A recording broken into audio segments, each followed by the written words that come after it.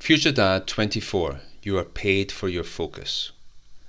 Quote, the successful warrior is the average man with laser-like focus. Bruce Lee. It is universally agreed that paid employment is based on time. You earn an agreed amount per hour, per week, per month, per year. A CV will say 18 months experience in network maintenance. A business article will say he's been an industry leader for over 20 years. A contract will say your hours are 9 a.m. until 5:30 p.m. with 20 days paid holiday per year. An interviewer will ask, where do you want to be in 3 years? Upon careful examination, this connection of value to time is misplaced and irrational. The passage of time is not the basis for earning your salary. At best, it is a proxy. It certainly seems as if you're paid for your time. Your payslip says October. But if you were to simply sit at your desk every day in October, just counting down the days, then you wouldn't make it to November, unless you work in the public sector. No one is actually interested in just your time. Everyone's hour is just the same length and composition. So what exactly is the value that you are adding, if it is something else?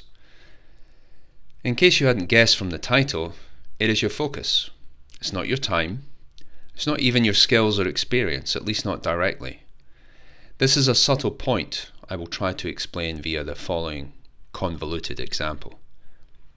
Say you work in the head office of a chain of shoe shops. You're asked by a senior executive to produce a spreadsheet with data such as the number of units sold in each shop, the time and day of sale, the sales assistant, display position, and the size of shoe.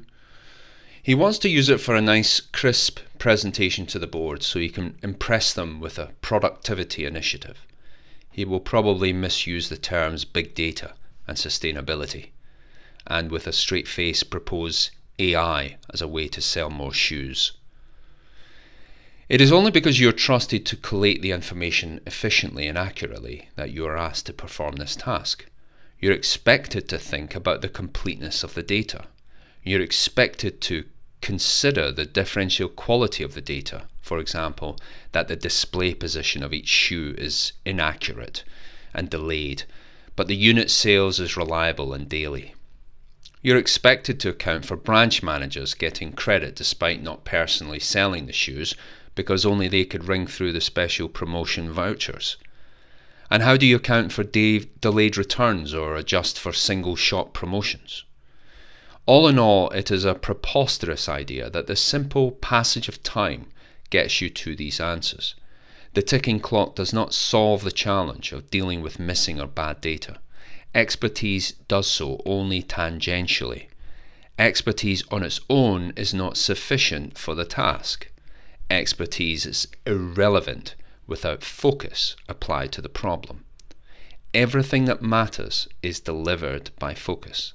The focus brings the expertise, which then takes time to manifest a useful outcome. In the above case, simply an accurate spreadsheet of data on shoe sales. So it's focus, then expertise, then time to deliver the desired outcome. Primary, secondary, tertiary.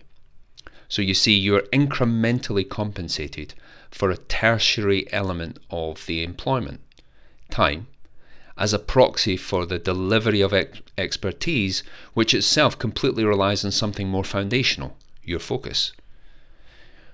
What to do about this? Aside from the lessons of FutureDad 31, how to conduct yourself in the office, there are 3 focus-related work habits to adopt permanently. 1. Train and learn according to focus. 2. Actively remove barriers to focus. 3.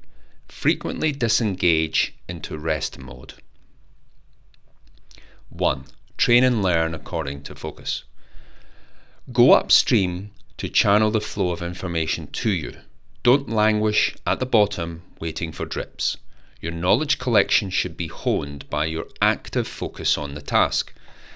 I also talk about this in FutureDad 5, Study is Physical. It includes exhaustively asking questions. reading ahead of the information, cooking up hypothetical scenarios, explaining it back. The popular way to do it is in reverse, led by time. The consequence of this is that boundless time is spent on casual passivity.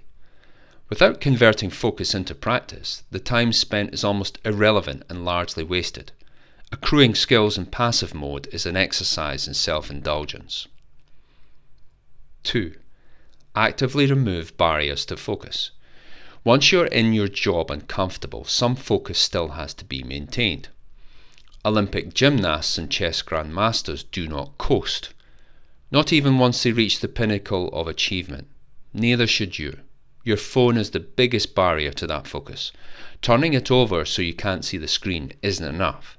It must be on silent and put completely out of sight, in a drawer or in your coat pocket, unless you build the habit that it's normal to not know what updates and notifications you've received and not care.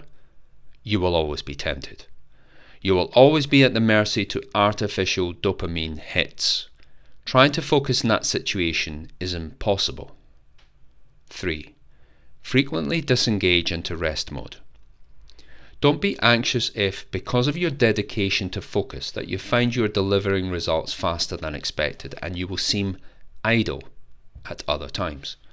Good. But being focused takes much more energy than going through the motions, and you should mentally rest, even during a period where you're expected to deliver work.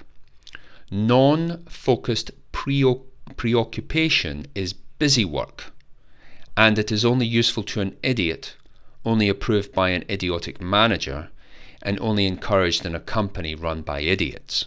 Conversely, expect your focus-driven output to mark you out as a valuable, dynamic individual. Let those results speak for themselves. In summary, building work habits centered on deliberate focus will mark you out as indispensable, a magical word in all careers and business, and propel you on to great things, whatever you decide to do. FutureDad.